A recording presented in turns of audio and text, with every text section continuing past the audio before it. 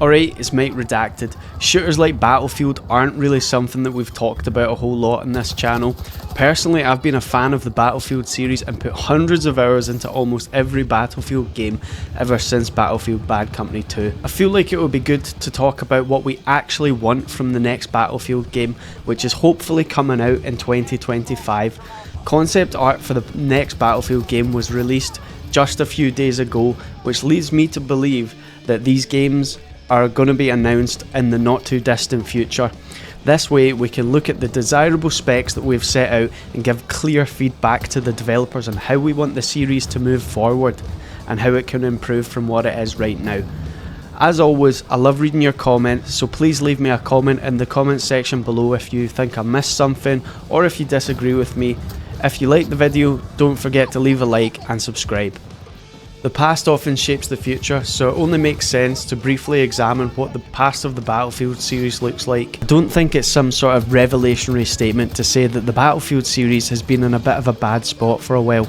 The last good release from a Battlefield game, in my opinion, was Battlefield 1. And by release I mean the state of the game when it comes out, not the whole game experience. All the way back in 2016 is when that game came out. I had hoped that Battlefield 2042 was going to be different and the release was going to be great, with really great gameplay and really good fun. After a lukewarm response to the trailer of Call of Duty Vanguard in 2021, all of my friends who play first person shooters were really hyped for the release of Battlefield 2042. The trailers looked amazing, it looked really fun and cool.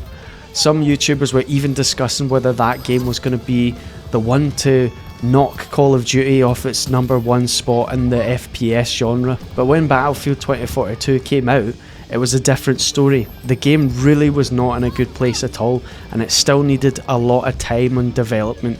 There were frequent bugs, heroes instead of classes, maps with absolutely no cover and wide open space, severely unbalanced gameplay, and features which were in Battlefield 5 which seemed to just be missing from Battlefield 2042. To make things even worse, the Season Pass, which was meant to make the game some sort of live service game, didn't come out until 6 months after the release of the game. Battlefield 6 or Battlefield 2025, whatever you want to call it, I'm just going to refer to it as Battlefield 6 for now. It really needs to be great on release and it can't have a crap release. It's almost a tradition for Battlefield games to be released in a terrible state, and even before Battlefield 1, the last one to have a good release in my opinion, Battlefield 4 was in an absolute terrible state when it released too, so this isn't something which is new to the series.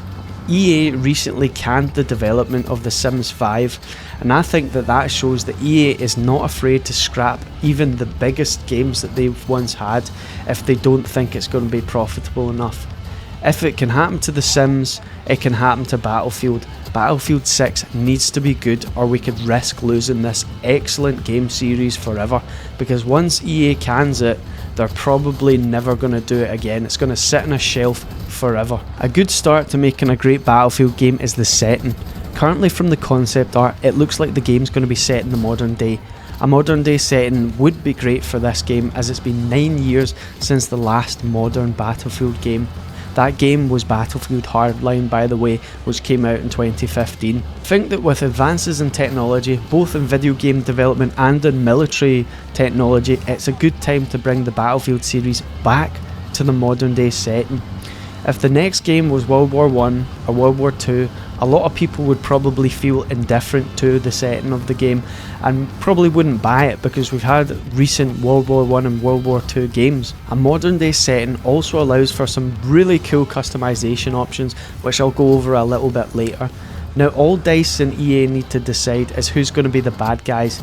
They probably have 3 choices that I can think of, unless they pull some sort of wild card out their ass or do something different. Now the first and most obvious choice would be the Russians. That may not be the ideal choice though, as there is an ongoing proxy war between NATO and Russia at the moment in Ukraine. The Russians were also the bad guys in 2042, and they may not want to reuse the same bad guys twice in a row. The second obvious choice is probably the PLA or People's Liberation Army from China, which I feel may be the choice that they go for, as the PLA were the bad guys in Battlefield 4. This would allow the developers to kind of continue on the story from Battlefield 4, keep it in universe, or even relaunch the same kind of story in a 2025 setting, much like what Call of Duty 2019 did with Modern Warfare 2. The only reason that I would think they may not want to go for the China option is because the games market in China is absolutely bloody massive, and if they put China as the antagonist of the game would most likely be banned from sale in China. I'm not sure if Battlefield games are already banned in China, but I know if EA could get a piece of that pie, they definitely would. Third and final option that I can think of is Iran, or some sort of extremist group like Iran.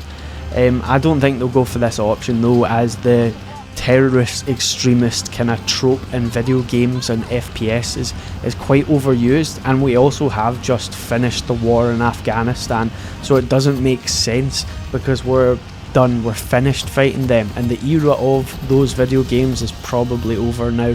Some of the concept art looks like it's set over Gibraltar, which really doesn't help us determine which option it may be out of the options which I've laid out, but I would kind of lean towards that, suggesting that it's Russia, because for Russia to get boats from Crimea and that sort of place, they would need to go past Gibraltar. Maybe it's the Spanish coming back to try and reclaim what they think is rightfully theirs, but who knows. What does excite me though is the fact that Gibraltar is in the game. There's a fair chance that we will see British soldiers in the game, and I have great respect for the armed forces of my native country, and I always love seeing them portrayed in games and movies, and I don't think that the Battlefield games have portrayed enough British people. All this talk about who the bad guy is brings me to my next point. The game must have a campaign in it. 2042 did not have a campaign, and it felt like a lot of the context of what was happening in the game world and what the conflict was all about was completely and utterly missing. Really, how can DICE set up an epic world with an ongoing conflict and expect the player to be invested if DICE doesn't have a campaign? Sure, they can write a book, they can make a short film and post it on YouTube, but most of the players won't read the fucking book, and they won't watch the film. The player will be way more likely to play a campaign and get invested in the game's setting and story and context that way. One of the many benefits of a modern setting, which I did touch on earlier, is that there's a wealth of guns and attachments which they can add to the game which exists in the real world. As a species, we have never been better at making weapons than we are at this present moment today. And that's only a good thing for games developers making modern FPS games. Obviously there'll be all the usual guns in the game that we see in almost every FPS game that exists. The M4, some sort of AK like the AK-74, the M16 and the classic 1911. As long as the guns in the game are based on realistic military weapons, and there are enough of them and they're all balanced nicely, which is probably less likely than the first two things they are. I don't think that what the guns are in the game really matters. What does matter is that they feel good. Making a gun feel good to use in a video game is a combination of responsive animations paired with good sound design and good impact from the gun. I think the Gall Sniper from Battlefield Bad Company 2 is a great example of an iconic weapon which was satisfying to use. It sounded great, it hit like a runaway truck, and when you saw the bullet come out the gun and the muzzle flash, it felt like it had real impact. I feel like making the gun satisfying to use is something which game developers, and specifically FPS games developers, don't spend enough time on. And sometimes the guns in those games can feel like a wet fart when you're firing it instead of an actual weapon which could conceivably kill someone. Moving on to more of the customization, I will say that the customization of the guns in Battlefield 2042 was actually quite good. I liked how you could view your gun in the 3D environment, and I also absolutely loved that you could just modify your gun on the fly by pressing the T key. It was great. You had loads of attachments to choose from. You could dynamically change your weapon. You see someone in the distance, you can bring out your long range scope. You see someone close up, you can change your mag so it's CQB ammo and get your red dot on there. I thought it was a great system, and if it doesn't return to the game for Battlefield 2025 or Battlefield 6, whatever I've decided to call it in this video, I think it was Battlefield 6, then I think that would be a really great crime. In terms of numbers of attachments, I think that there needs to be loads. The more the better, as long as they're not just done quickly and shittily. The more the better. And for each gun there should be multiple attachments including sights, grips, muzzle brakes and suppressors, and more things that I probably can't think of right now. It would be great to see this 3D gun editor mode be made a bit more involved as well. Something a bit like the gun modding page of Escape from Tarkov would be really cool, where you don't just select things from a list, which is a bit boring, but you can choose where the flashlights and lasers go on your Picatinny rail if you've got like Picatinny rails on the side of your gun, and you can select where the grips go. It's a bit more involved. When it comes to the customization options which are going to be available in Battlefield 6, I think that they should try and stay away or minimise camos which are unrealistic or not in the military style. No one is going to be running around a real war zone with a bright pink gun. It's going to get them killed. A sniper's going to see that from miles away and just fucking shoot them. These gun attachments and skins should be unlocked by doing challenges or completing objectives as well. I don't want another loot box system. The loot box system in Battlefield 4 and Battlefield 1 was fucking shit. It was crap. A really cool and rare skin should be given to people who invest time and skill with the game, not someone who got lucky with a dice roll. The player customization in Battlefield 2042 seems like a major step down from what we saw in Battlefield 5. I realise that this is because of the introduction of specialists. I saw a post which stated that Battlefield 6 will not have the specialists anymore in it, which I'm really happy about, because at its core, Battlefield series games are not hero shooter games. In terms of customization to the actual player character model, I think that they could almost just rip what was in Battlefield 5 and install it directly into Battlefield 6. In Battlefield 5, the player could choose from a selection of faces as a base, and then they could add clothes which fit on top to their desired look. There was initial backlash at Battlefield 5 after the trailer dropped that showed soldiers fighting in European theatre of war with samurais and prosthetic limbs and stuff, but I think they did try and cut back a bit on that after people were pretty fucked off about it. But there still is some things which are a bit ridiculous, which I would say that Battlefield and DICE should just stay away from if they can. I do think that without the backlash there would have definitely been way more ridiculous options, and I'm glad that they didn't try it. The clothing fitting the theme of the game is something which is quite important for me in Battlefield 6, as I don't want it to be like Call of Duty where people are running and sliding around in fucking bunny costumes. Frankly, I think it looks ridiculous.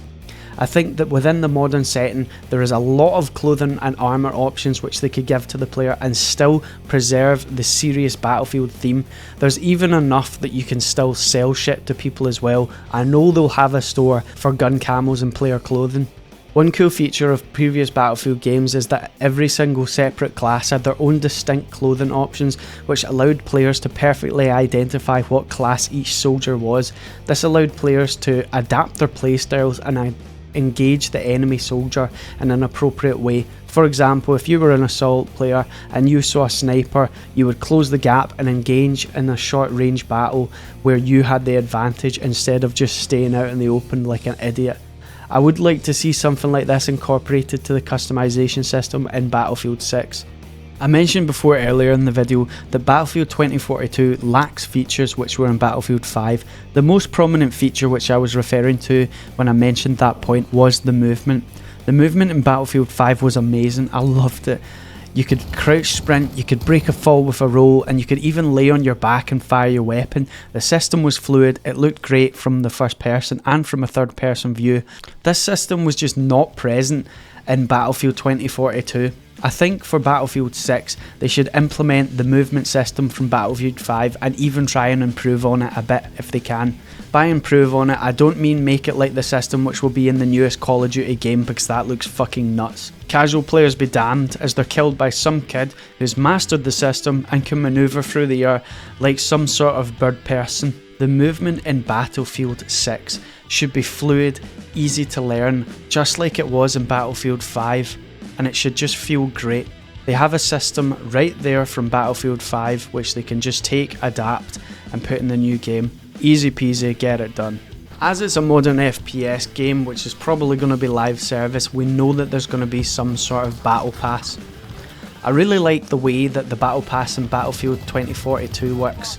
You could complete it by gaining points and playing the game normally as you would, but the best way to complete it and the fastest way to complete it was by doing the challenges.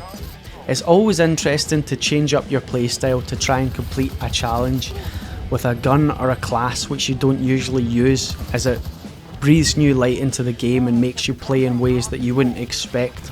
I feel like this is much more interesting way to do a battle pass than what you see in some of the other games where it's merely progressed through gaining XP. The Battle Pass in 2042 actually adds something to the game and the gameplay. It isn't just sitting by the side doing nothing, giving you shitty wee attachments or something like that. I hope they bring back this style of Battle Pass for the next Battlefield game with the points. Moving to the other side of a live service game is the amount of DLC. By this I mean the amount of new maps which are added into the game after the launch maps. In Battlefield 4 there were 20 DLC maps spread across 5 DLC packs. In 2042 there were only a measly 8 maps which came out after the release of the game, and one of those maps, one of the 8 maps, was actually just a section of one of the existing maps already. I understand that these maps in 2042 need to be much larger and much more intricately designed to accommodate up to 128 players, but I feel like we're going backwards here when we are going from getting 20 maps in Battlefield 4 to getting 8 maps. That's less than half. In Battlefield 6, DICE really need to step up, and all of the other studios who are working on it with DICE really need to try and deliver at least 2 new maps with every single battle pass that comes out, which will bring us closer to that 20 number. We should transition from talking about the number of maps in the game to the quality of the maps in the game.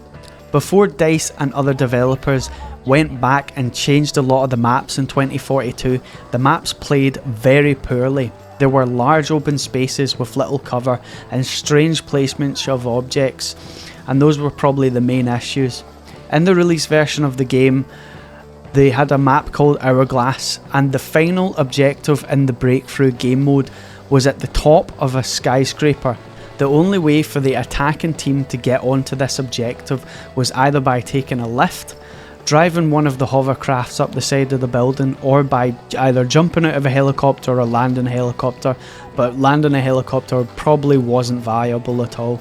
However, since 64 people were waiting for them at the top of this building, the attackers were completely and utterly annihilated when they got up to the top. As soon as the lift doors would open, there would be RPGs flying in there, grenades getting thrown in there, just dead almost immediately. Helicopters would be shot out the sky almost immediately, and people driving hovercrafts up the side of the building would also just get RPG'd to death. The problem was that the attackers had very limited options to access this area, whereas the defenders could just spawn there easily and spawn on their squad mates, and they could just endlessly come back even when they were killed, and the attackers just didn't have that option. Don't get me wrong, this was really fun for the defenders, but it was not balanced at all for the attackers. I think that this shows that DICE and the other studios who are developing these Battlefield games need to do way more playtesting of their maps. What I think happened is that probably during these playtest matches there was quite a lot of AI in the game, and that when the attacking team got up there, the AI was so dumb that the attackers were actually able to push them off the point and get up to the roof of the skyscraper without getting killed as easily as they did in the live games. I feel like in general, DICE and the other studios need to go back to the drawing board with their map design and take a look at what's worked in the past. They really need to cut down on the amount of open space which exists in the maps, that's for sure, as almost every single map in the Battlefield 2042 has way too much open space. The maps should focus on form over function, as right now in a lot of the maps it looks like a whole load of 3D modelers and designers created an impressive looking open space, and then the game designers and level designers came in and looked at it and then tried to make the level work as a balanced map. The final things that I want to cover are quite short, so we're going to have some sort of a Misc section, maybe you can call it the quickfire round. All of these things are either too short or didn't fit in a category of their own. In-depth player stats. Battlefield 3 had a web portal which showed some really in-depth and cool stats about the player and what they had done. Every single little detail about how you'd played the game could be found in these stats. Detailed stats about the player and weapons should be brought back for Battlefield 6, as it was a really cool system in Battlefield 3. This shouldn't be integrated into a web app, however, it should be integrated straight into the game. Bring back real dog tags. The dog tag system in 2042 really sucks. They should bring back the system where you get 2 dog tags like it was in Battlefield 3. One dog tag shows you the name, and the second dog tag either shows some sort of art or symbol. You can get the second dog tags by completing challenges, or sometimes they're given out for events as well. You should also be able to collect dog tags off of the enemies when you've melee killed them. First person finishers. The first person finishers are really cool. Maybe DICE can keep some of the third person finishers in the game, but it would be nice to at least have an option to have a few first person finishers in the game. The ability to call in missiles, kind of like what was done in Battlefield 5, where squad leaders had the ability to accrue some points and then they could spend these points in various things such as smoke artillery and missile strikes. I think this system should be brought back for Battlefield 6. DICE will obviously need to balance the amount of points that you can get so that there isn't just a constant stream of cruise missiles coming in and absolute pounding the fuck out of objectives. Local, squad and platoon comm systems. The comm systems in Arma Reforger are the best comm systems I've ever used in a shooter game. You can choose which group of people you want to talk to during the game. You can either talk to the people immediately around you, that would be local. You can talk to your squad, and then you could talk to everyone, which would be the platoon chat.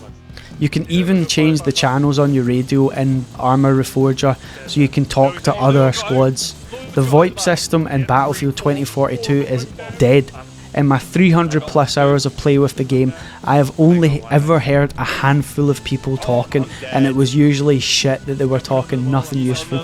The scoreboard should be revamped to show and organise players on the score that they have actually accrued on their XP, not some sort of weird arbitrary scoring system which doesn't actually mean anything. I don't understand why they've done the scoreboard the way they have in Battlefield 2042, but all I think is that if you get 50 XP for killing a player, then it should show 50 XP on the scoreboard, not 3 or whatever it is right now.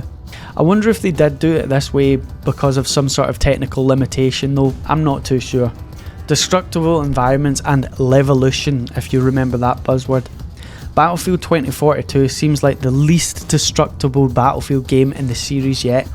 Battlefield 6 needs to have more destruction. You should be able to level houses, walls, fences, whatever. You know, if you could blow it up in real life, you should be able to blow it up in the game.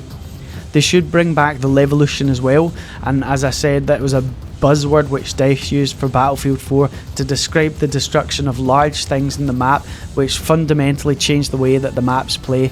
Really simple one, server browser. I don't think it needs much explanation.